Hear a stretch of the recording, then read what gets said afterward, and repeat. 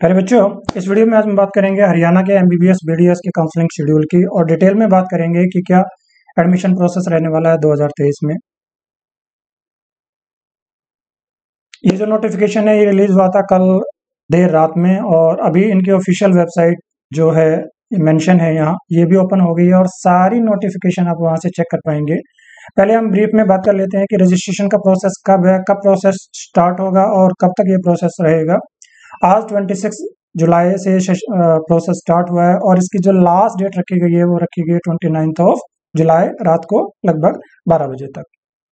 उसके बाद अगर आपने उसमें जो आपने एप्लीकेशन फॉर्म सबमिट किया है उसमें एडिटिंग करनी है तो उसके लिए भी जो लास्ट डेट है वो भी 29 है, तो आपने जो भी फॉर्मेलिटी करनी है 29 से पहले पहले कर लेनी है।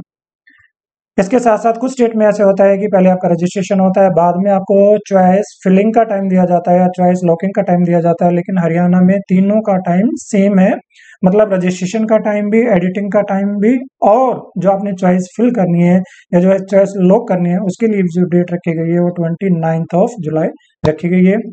इसके बाद अच्छी बात क्या है कि सबसे पहले ही हरियाणा का रिजल्ट आ जाएगा। ऑल इंडिया का रिजल्ट की बात करें तो ऑल इंडिया का जो रिजल्ट है एमसीसी का वो एक्सपेक्टेड है 29 को, हो सकता है 28 को भी रिजल्ट आ जाए और 30 जुलाई को हरियाणा का भी प्रोविजनल रिजल्ट आ जाएगा। उसके बाद आपको अगले दिन 31 जुलाई को दोपहर तक टाइम दिया जाएगा। अगर आपको लगता है कि आपका जो रैंक है, आपके जो मार्क्स है उसके हिसाब से अगर कुछ डिस्क्रिपेंसी रह गई है रिजल्ट में तो आप उसको क्लेम भी कर सकते हैं और उसको चैलेंज भी कर सकते हैं और उसके बाद 31 को ही फाइनल रिजल्ट आ जाएगा। जैसे आपका फाइनल रिजल्ट क्लियर हो जाएगा आप ऑफिशियल वेबसाइट, लास्ट ईयर भी अच्छी बात क्या है कि यही ऑफिशियल वेबसाइट थी। कभी कभी कुछ कुछ स्टेट ऐसे होते हैं जिसमें जो साइट चेंज हो जाती है जिसकी वजह से बच्चों को बहुत प्रॉब्लम का फेस करना पड़ता है।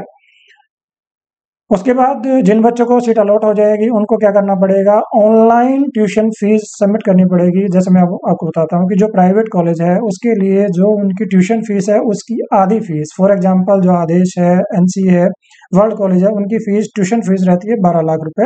हालांकि उसमें एनुअल इंक्रीमेंट लग जाता है बाद में, सेकेंड ईयर ऑनवर्ड 7.5%। तो फर्स्ट ईयर में जो आपकी फीस जमा होगी वो फीस जमा होगी उनकी 6 लाख रुपए अभी at the time of deposit of tuition fees. उसके बाद जब आपका फाइनल एडमिशन हो जाएगा तो बाकी की फीस आपने जमा करानी है। स्टार्टिंग में आपको आधी फीस ही देनी पड़ेगी। जो गवर्नमेंट मेडिकल कॉलेज होते हैं उसमें आपको पता है कि हरियाणा में जो ट्यूशन फीस ली जाएगी वो ली जाएगी आपसे 80,000 रुपये। बाकी का जो अमाउंट होगा, जो टोटल ट्यूशन फीस रहती है गवर्नमेंट मेडिकल कॉलेज की वो रहती है 10 लाख रुपये। तो जो बाकी की लोन अमाउंट है, बाकी का अमाउंट लोन हो जाएगा और उसके लिए एक एग्रीमेंट साइन करा लिया जाएगा। ट्राई पार्टी मतलब आप, बैंक और जो अपनी काउंसलिंग अथॉरिटी है, इन तीनों के बीच में एग्रीमेंट हो जाएगा और उसके बाद से आपको वो डिपॉजिट करना पड़ेगा। इसके बाद जो बच्चे सक्सेसफुली अपनी फीस डिपॉजिट करा देंगे उन्हीं बच्चों को डॉक्यूमेंट वेरिफिकेशन के लिए बुलाया जाएगा और उसका एक पर्टिकुलर शेड्यूल रिलीज कर दिया जाएगा।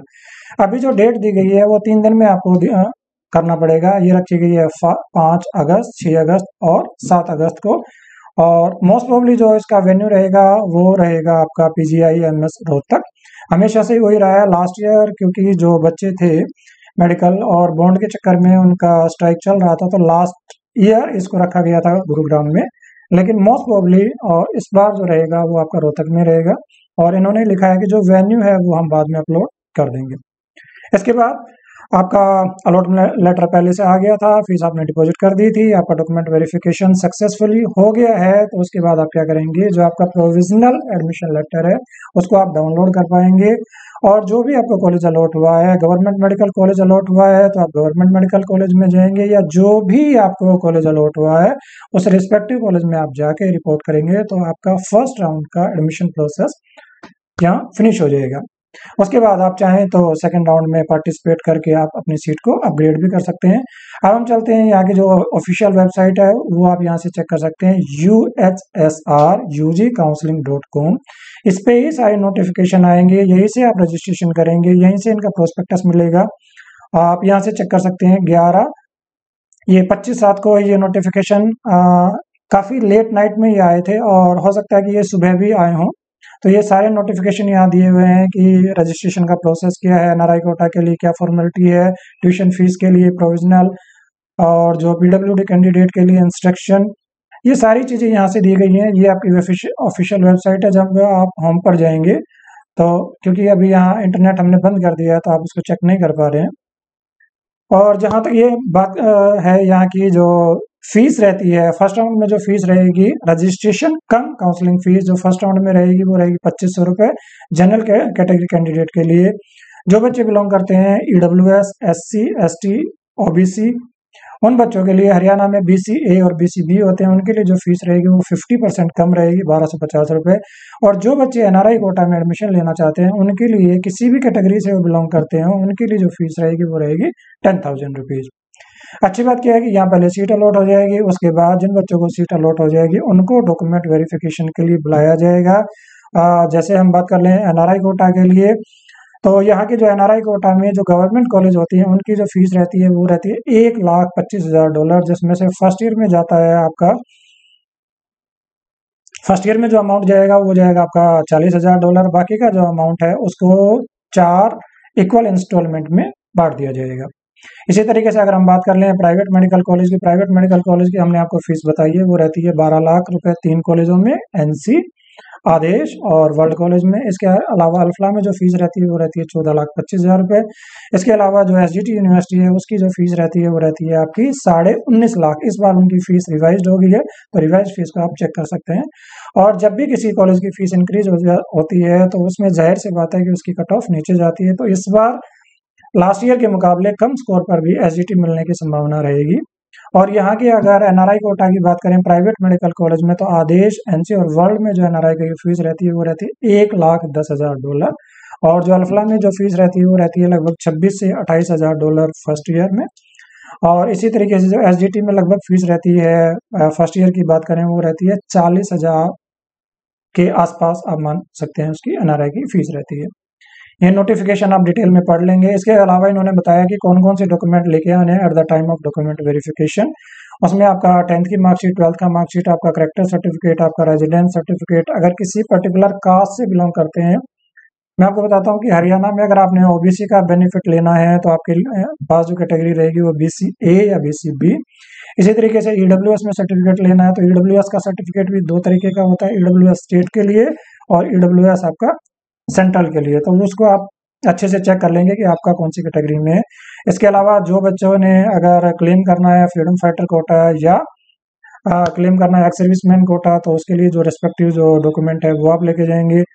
जिन बच्चों का डोमिसाइल सर्टिफिकेट है तो वो रेजिडेंस सर्टिफिकेट लेके जाएंगे। इसके अलावा अगर आपके पास रेजिडेंस सर्टिफिकेट नहीं है, आपने 10th 11th 12th यहाँ से किया है, तो भी आप यहाँ पार्टिसिपेट कर सकते हैं।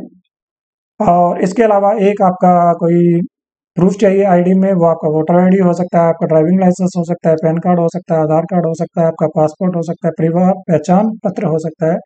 और इसके अलावा जो भी आपने एप्लीकेशन फीस डिपॉजिट करा, सॉरी ट्यूशन फीस डिपॉजिट कराई है, उसकी आपने रिसिप्ट लेनी है, एप्लीकेशन फॉर्म लेना है, उसका प्रिंट आउट लेना है। इसके अलावा जिन बच्चों को स्कॉलरशिप लेनी है, खासकर पोस्ट मैट्रिक स्कॉलरशिप, उनके लिए परिवार पहचान पत्र होना कंपलसरी है। अगर किसी कारण से आपने नहीं बनवाया है तो आप उसको बनवा लेंगे।